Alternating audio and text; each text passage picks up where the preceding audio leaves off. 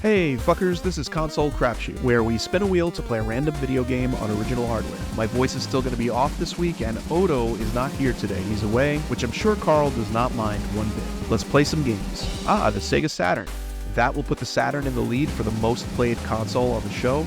We've played it 7 times now, and there are 265 games left on that wheel. Alright, we're going to be playing Machine Head. I've never played it, but I know about it kind of loosely. The plot and cutscenes are a little bonkers from what I remember. And yeah, already looks pretty bonkers. It's basically a virus takes over the world. It's called the Machine Head virus. It turns everyone and everything into like SpaghettiOs. SpaghettiOs. And you basically play as a female scientist with a horrible southern accent. My name is Kimberly Stride, Dr. Kimberly Stride.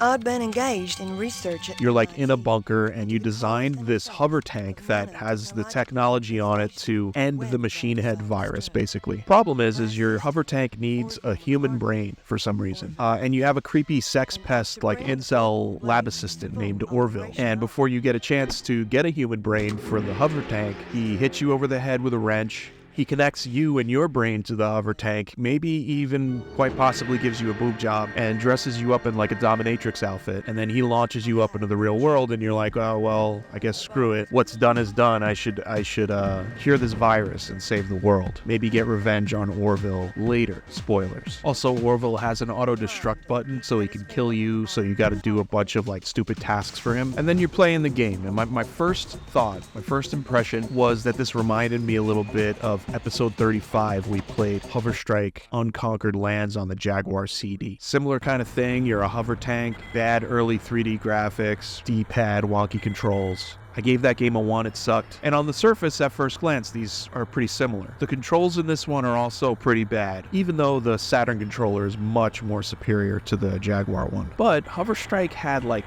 0 personality. This game has a little bit of wackiness to it. I want to see the cutscenes. The graphics are better in this one, and the weapons are better. There's a huge array of different weapon types. Also, that game was just go around and shoot things. There were like mission goals, but this game is more like solving puzzles while you are shooting things. There's tons of stuff to shoot, but you have to like unlock certain parts of the level by getting these keys and like morphing reality. I don't quite get how that works. I must have missed that in the story, but it works. As a gameplay mechanic, it works. The game's a little frustrating, mostly because of the controls and kind of the ugliness. Made me a little bit dizzy, as these games tend to do. The gameplay's engaging enough, but I did have to turn on some codes. I wanted to just get all the weapons and jump around and see different levels. So I did do that, but mostly I just wanted to see the cutscenes. The unhinged dialogue from the lab assistant guy is pretty funny. This is where things start to get real hard. Not as funny, though, as the ending. You basically stop the virus, and you get out of the tank, and you go confront Orville in your dominatrix outfit. And I'll just play it. He's turned on by the fact that you're going to kill him. He's really excited by that, and then you just do it. Here you go. Talk dirty to me, baby. I've had just about all I can take from you.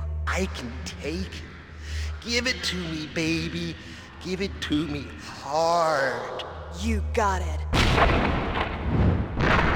And yeah, it says blam, and then the credits roll. It's pretty wacky, it's pretty unhinged. The game's not too long though, and there's a good amount of like stage variety, especially considering the technology at the time. Bunch of different ways to die and a bunch of cutscenes for those different ways. You can drown. If you just drive into some water, you'll just sink to the bottom and drown. You could fall off a cliff, you could self-destruct. It's like a nuclear hover tank, so it's not great, but I don't hate it. And like I said, it's got a little personality, so that helps. So let's give a rating to Machine Head for the Sega Saturn. Apparently this came out for PlayStation as well. I didn't realize that. And this same developer, Core Design, actually made Tomb Raider that same year. I think they were just like, let's corner the market on big-breasted protagonists, and one of these things is bound to hit. And they were right, it did, but it was not this game. Tomb Raider did quite a bit better. But like I said, don't hate it. It's kind of borderline between like a 2 and a 3 out of 5 for me. But considering the time it went out, and again, personality goes a long way, I'm gonna say 3 out of 5. Low below 3, but there's enough here to break it away from the 2s. I was pleasantly surprised, especially because I was expecting, like I said, that Jaguar Hover Strike game. And this definitely wasn't that. Definitely not a game I'd go back to a lot, but it is a pretty funny anomaly of a game to look back at. I suspect I probably would have liked it if I had it,